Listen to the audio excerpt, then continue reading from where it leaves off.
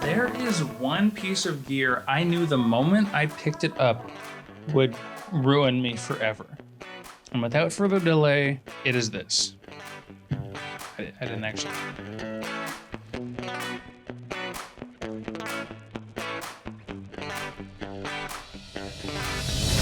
This, a camera monitor.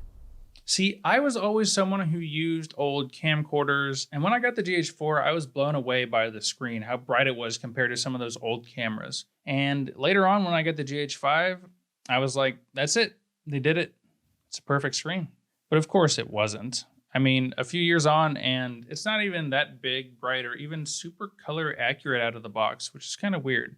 Anyway, a while back now, I was DPing on a film for a buddy of mine down in St. Louis, and he asked if I wanted to use his Atomos recorder to monitor the video. I mean, I was hesitant. I'd never needed a monitor before, but when I got down to it and strapped up my camera with this thing, the first thing I really noticed was how damn heavy that thing was. Oh my God, it was crazy. But the second thing I noticed was, wow, this looks so much better. My personal monitor is the Atomos Shinobi, but you can certainly get ones for a lot less than that. This monitor is great. It has pretty accurate colors, tons of assist features for focus, exposure, and more.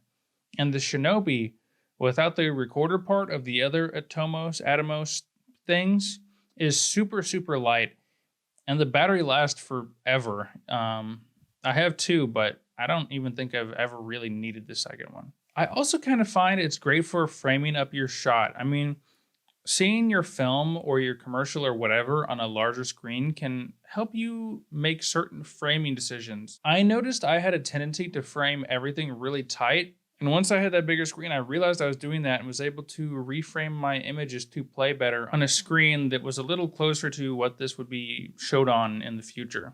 It's also pretty useful to be able to show clients playback on a nice big screen, although I find most of my clients pretty much trust what I'm doing. But if they ever wanted to, or I wanted to show them something cool we were doing, I could just flip that screen around and play it right there. So what exactly did this piece of gear ruin for me? Well, I almost can't go back to using the GH5 screen without the monitor. I mean, sure, it's useful in a lot of situations, but I even find myself bringing the monitor along for some pretty low-stakes stuff. I've used it on a bunch of theatrical productions I've filmed for universities, and I even had it attached for a recent YouTube video to check my exposure that I shot for this channel. I am absolutely addicted to using this thing, both for its improved brightness and colors, as well as all the other features this thing provides. I mean, honestly, I don't think there's a feature that exists that this monitor doesn't have. I don't even know what half the things on here do, and the other half I barely know how to use properly. I'm super lazy, and I even use this mounting it when it's sometimes more trouble than it's worth, and I have been seriously looking at ways to like attach it to my gimbal and use it in my YouTube videos more.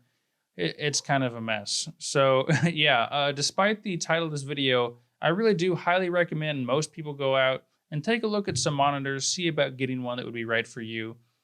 I promise it'll change how you shoot, mostly for the better.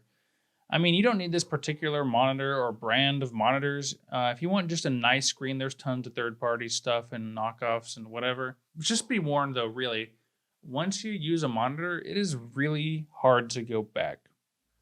Anyway, thanks guys for watching. If you made it this far, I assume you liked the video. If you did, go ahead and hit that like button.